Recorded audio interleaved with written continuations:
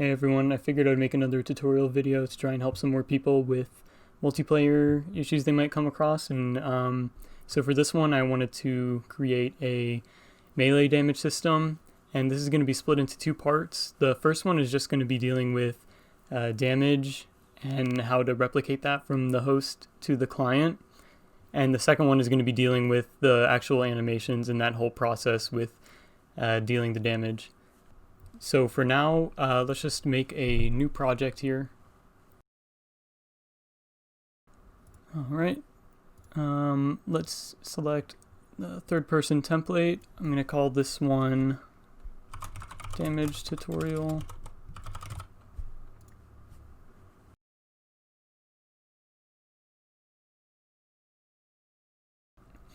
Alright, here we are in the editor. Before I do anything, I'm just going to make the input. So I'm going to go into the project settings, input, action mappings. I'll just make one that says punch, and we'll just have this set to the left mouse button. Okay, then we can go into our character blueprint, and there's just some basic settings that I find make it or the whole project a lot smoother to work with. And honestly, these are settings that I pretty much always do when I'm using a third-person character. So we're just going to go into the character movement component. We're going to search for orient, and we want to uncheck the box that says orient rotation to movement. So what this does, with it on, it means that whenever you turn, your character is automatically going to turn in the direction of the mouse. And that can make things difficult when you're trying to do things like ray trace, because it'll look janky when your character isn't actually looking in the direction that you want to punch, for example. So I'm just going to uncheck that, and I'm going to look up rotation and then check the box that says use controller desired rotation. So now the character automatically rotates to where the mouse is looking. Okay, now that that is all set up, what we actually want to start with, go back into our content folder, and I'm going to make a heads-up display that can display the character's health. So I'll make a new UMG. I'm just going to call this HUD. And then once we open it up, we're going to go into the graph, and you can take out these. We need the event construct. So whenever this widget is constructed, this function right here is going to be called. And what we want in the variable is we want a reference to the player so that we can get the health from him. So let's go ahead and get player character. And then we're going to run a cast to the third person character. So what this does is it gets whoever the owner of this heads up display is, and then it allows you to get variables from inside that person, from inside that character. And we're just going to set this to a variable. We'll call this player. Okay, so now we have a reference to our player inside of our heads-up display. Let's go ahead back into our character and make the health variable there. So we'll call this health, and we're going to change this to a float. Okay, and then also default value, I'm just going to make it 100. Okay, now we can go into our designer. And the way that I like to make my health bars is using a progress bar. So we can just drop that anywhere. You can resize it however you want. I'm going to anchor it to the bottom of the screen so it always stays there. And then you can just move it. You can move it to wherever you want. You know, bottom left is really common. All right, so we'll just drop it there. Okay, and for the appearance, right now it's set to blue. So whatever this is going to show up blue, but we want this to be red. So actually we can just do this in here. We can set R to 1, G to 0, blue to 0, and we get a nice red color. Okay, next we want to bind whatever this % is to a certain variable. That variable is going to be our health that we are going to be setting in our player character. So we're going to create a binding here on the progress bar.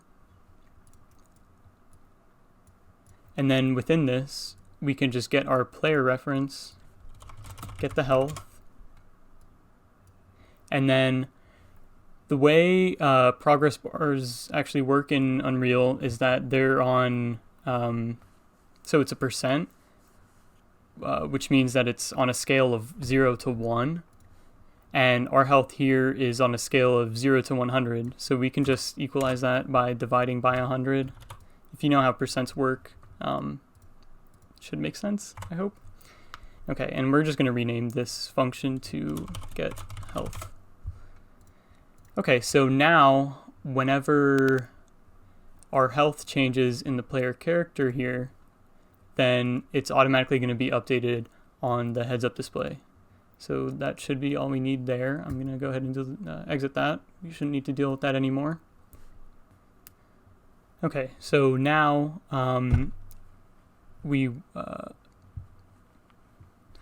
so now that we've created our heads-up display, we actually want it to spawn whenever the character spawns in.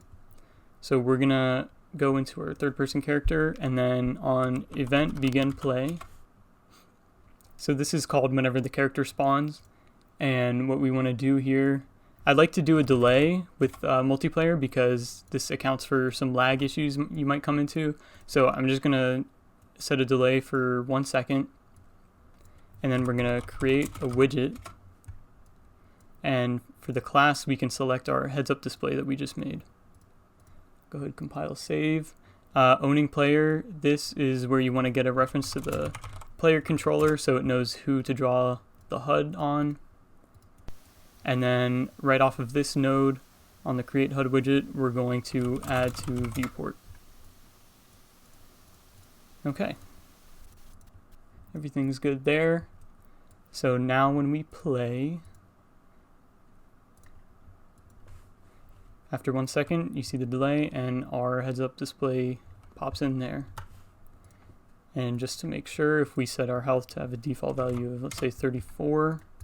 Okay, now we want to figure out actually taking damage. So let's make a new custom event. We'll call this take damage. And I'm going to go ahead and add an input float. We'll call it damage. So whenever this is called, we can input a custom amount of damage that we want the player to take.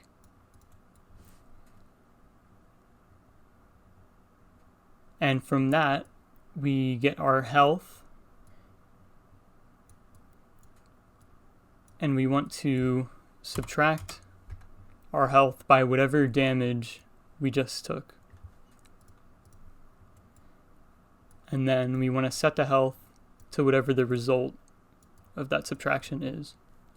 Okay, and one more important thing, you want to make sure that health is set to replicated so that it can work in multiplayer. Okay, now let's just test this out to make sure it works. I'm just going to do something simple. You don't have to do this if you followed along. I'm just going to make it so that whenever I press the F key, he'll take 10 damage. Alright, works perfect. Let me set this back to 100. Okay. So next we want to see what happens when the health is less than 0. Well, if your health is less than 0, then you die. So let's start figuring out our respawn logic. So if the health is less than 0, I'm going to hold B and click to get a branch. Connect that up. And then this we want to do once. You only want to respawn the character once. And if you don't do this, then sometimes, say you have a gun that's firing, 3 bullets in like half a second. If you don't have this do once node, then the character could end up respawning 3 times, and then the game will get confused and won't be sure which character to possess. So this is very important to only do this once. Okay, the first thing we want to do after the do once node is we want to actually destroy this widget here. And you could do this really conveniently. You can just type remove all widgets. Okay, so this will remove the heads-up display that we just made at the beginning, and whenever the character respawns, he'll get a new heads-up display. So you delete the old one and get the new one. Okay, next we want to find a spawn point for the character. Right now in my default level, how many do I have? Oh, I'm actually going to get rid of this guy. He's going to start here, so it doesn't matter. I have one spawn point. I'm just going to copy and paste this.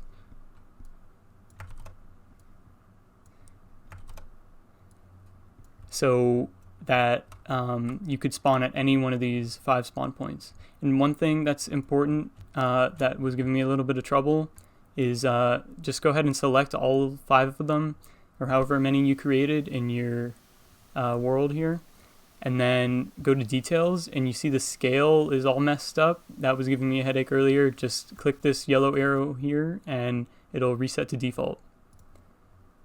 Okay, so now we got all 5 of our possible spawn points. We're going to go ahead and call a function that's called get actors of class, and we're going to search for player start. So this gets every single player start, which is this thing here, and it'll put them all into an array here. And from that array, we want to get a copy. We want to get the actor transform. Okay, if you want to randomize the spawn points, then we're gonna bring this out a little bit, and you want to drag off of this 0 here and search for random integer and range. And if you know anything about how arrays work and also how base 0 counting works, then although I have 5 spawn points here, the way it's counted in Unreal is 0, 1, 2, 3, 4.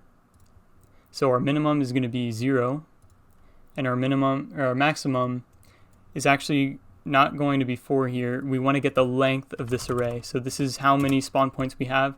This is what makes the whole system adaptable, so you could have as many spawn points as you want and it'll always work. So we're just going to go ahead and subtract 1 from this, because that's just how arrays work. And then finally we can go about spawning our player. So we're gonna drag off of this get actors of class here, and we're going to type spawn actor from class and hook up our transform here. For our class, let's go ahead and choose or search for our third person character. These you can leave alone. The collision handling override, I would change that to try to adjust location but always spawn, just to avoid any glitches. Okay, and then you have a possession problem. So what happens here is that, or at this point, is that it'll spawn the character, but you're still controlling the one that's already alive because it's not destroyed yet. So we're going to get the controller, and this is what decides how, what receives input from your keyboard, what character on the screen does. So from this, we're going to possess this new character here. And normally if say you wanted to do something with like ragdolls, so your character flops on the ground or something like that, normally you would call an unpossessed function. Oops. And that will make sure that you're not giving input to this dead character. But for this tutorial, we're just going to destroy the actor after it's dead, so we don't have to worry about that too much. Okay, so yeah, last thing we want to do is just call destroy actor, and then he will die. Okay, let's see if this works. Oh, I removed my thing. F key, take damage. We'll just call this 50. And there you go. Okay, so everything's looking good. I'm just going to do one last thing as a part of this tutorial, and that's going to be calling this damage function onto other actors that you hit. And we'll use this in our next episode with punching. So let's just go ahead and make a new function. We'll just call this line trace. And the way that we're actually going to figure out the sort of hitting mechanic is going to be using something in Unreal called the line trace by channel. And what this does is it sends out a beam, if you will, from wherever you want at a certain starting position, and then at an end position. And then if it hits anything in between that start and end point, it's going to give us the information on what it hit. So let's just go ahead and figure this out. And we want our starting position to be where the camera is. So wherever you're looking is going to be wherever the beam comes out of. So we're just going to get that camera. We're going to get that actor. Oops. Sorry, we're going to get the world location. Okay, that's just going to be our start point. And then where we want it to end is going to depend on the rotation of our character. So let's get the control rotation. And control rotation is what it sounds like. It's basically the rotation of your mouse, the pitch and the yaw. And from this, we're going to get the rotation x vector. And as it is right now, this is actually a really small amount. And especially in our third person character, the camera is pretty far away. So we want to multiply this by a pretty high number. So we'll do vector times float. And just for this example, I'll have it set to 1,000. Okay, and then we just add these two vectors together, and that is going to be our end position. Okay, on this, we want to trace complex against the mesh, because this is a skeletal mesh, which uses complex collision. And then if you scroll down even more, you see that under the collision presets, if you open that, it's actually set to ignore trace responses that are cast under the visibility channel. So under our trace channel, we want to switch it to camera, because as you can see here, it's actually set to block them. All right, and just for testing, we can draw a debug for duration. Okay, and then let's actually make a output node here.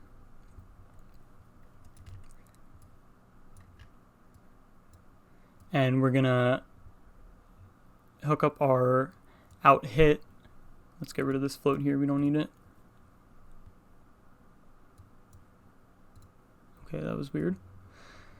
And then we also want to hook up the return value. And what the return value does is it tells you if this actually hit anything or not. Okay, so we're all done in here. Let's go ahead and call our action event punch. Okay, so whenever this is pressed, we're going to call this line trace here.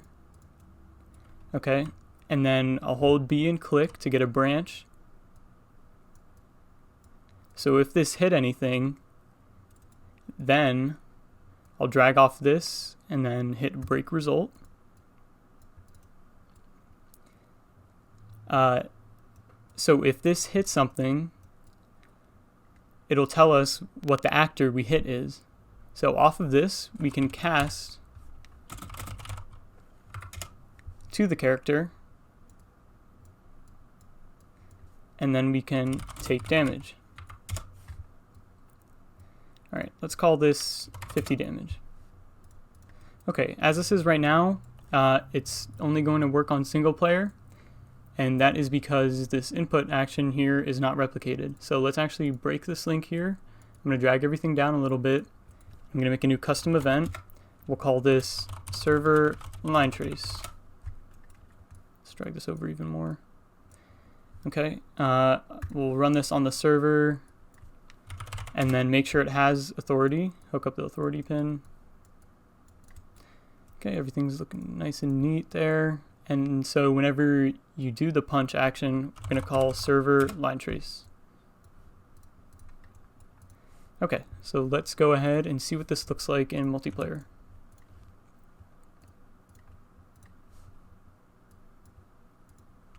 Okay, so right now, if you click, you can see the line trace coming out. It goes in the direction of our camera. And if you had a crosshair built into that HUD widget, you would see that it goes directly towards the middle of the crosshair. And you'll know that it hit if there's like a sort of a square there. So let's see if it hits our player and gives him damage. Boom, perfect. So it hits his leg and then the other side comes out green. And there we go, I killed him and then he respawned. Let's try our client. Boom, boom. Okay. Everything's looking good. All right. Oh, let's see. Oh, okay. This is actually a really simple error and something I definitely overlooked. So whenever the third-person player spawns, there's that delay before it creates the widget itself. So this player isn't actually set yet, so it's not valid. And we can fix that real quick just by running $is_valid and hooking that up here. Let's make sure that works. Boom, boom. And no errors, perfect. Okay, I'm going to leave this tutorial off here. Next time we're going to be setting up the punching animations and figuring out a better collision box. All right, see you next time.